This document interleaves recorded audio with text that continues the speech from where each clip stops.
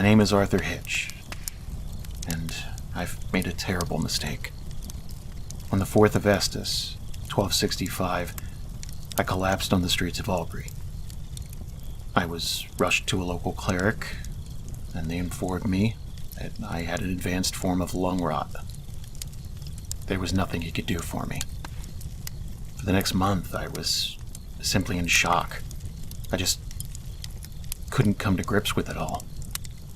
I was going to die, and there was nothing that could stop it.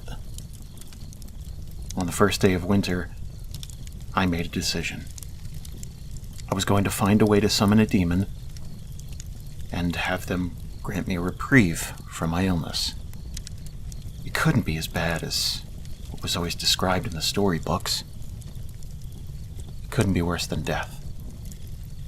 It took me nearly 3 months of searching through tomes, but I finally found a ritual. I followed it to the letter and prepped the spell with extra care. When the time came, I recited the incantation and prepared for the worst. I still wasn't ready for the pain. The second I finished the verse, it felt like the room suddenly caught fire. I could barely keep my mind on what I was doing. Shortly after that, he stepped forward from the shadows and offered me a deal. If I could find a book that was hidden somewhere in a library to the north, and he would grant me immortality. Not only would I not die to the disease, I could live forever. I was foolish enough to trust him. I agreed, and he touched me with one of his grotesque fingernails. There was a sharp pain and a faint light for only a moment. He gave me a few more details, and then simply vanished. The heat dissipated, and I could finally collect myself. For the next 2 months, I searched for this lost library. I finally found it in the mountains. To my surprise, the large stone doors were already open. It looked like someone had been there fairly recently. I looked for the book that the demon had described, and finally found it buried under a fallen shelf. The library was ransacked. The book was this thick, leather-bound thing with a strange design on the front of it. It seemed to depict these beings falling from the sky. I had it. All I had to do now was hand it over to the demon. He had told me that there was an area in the back of the library where I could meet him face to face. However, before I made my way there, I figured that there couldn't be any harm in taking a peek at the contents of the book. After all, if a demon wanted it this badly, it had to be important. It was then that the magnitude of my folly dawned on me. There was so much to take in from its pages.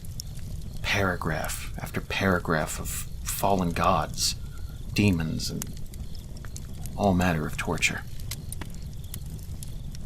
Then I saw it. I only understood some of the words, but somehow I knew what the demon wanted. He wanted out, and this book was going to help him do it. It spoke of other realms, planes of existence, realities beyond our own. If this demon couldn't find a way to escape with the resources from this world, then he would find another to assist him.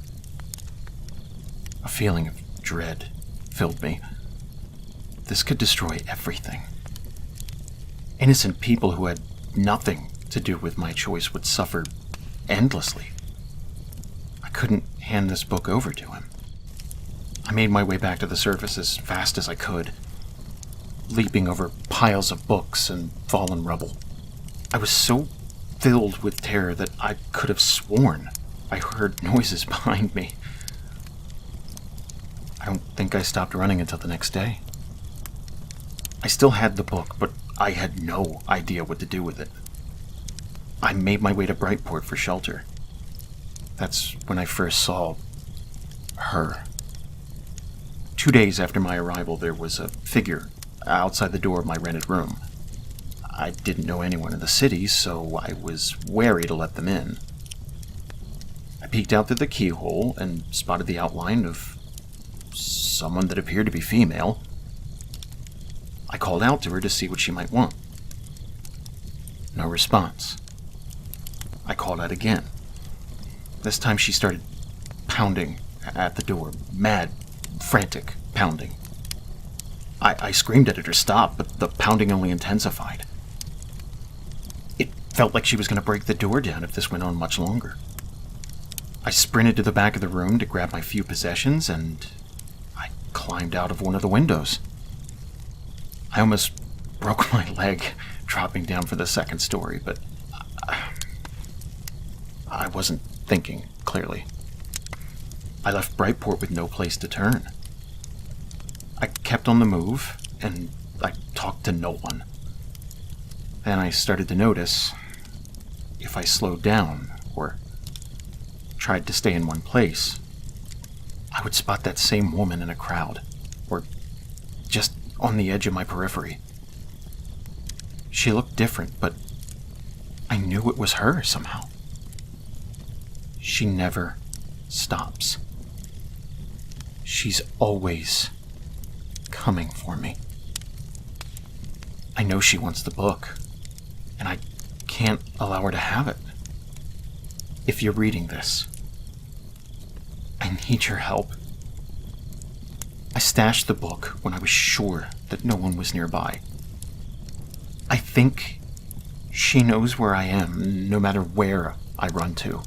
But it's just me. I can't detail the book's whereabouts, just in case the wrong people find this. I've left several clues in random areas, hoping that someone who is good-hearted and more intelligent than me can keep the book out of the hands of the demon. I don't think I can run much further. It gets tougher and tougher to catch my breath, and I feel like I'm underwater most of the time. It's up to you now. Find the book. Everyone is relying on you, whether they know it or not.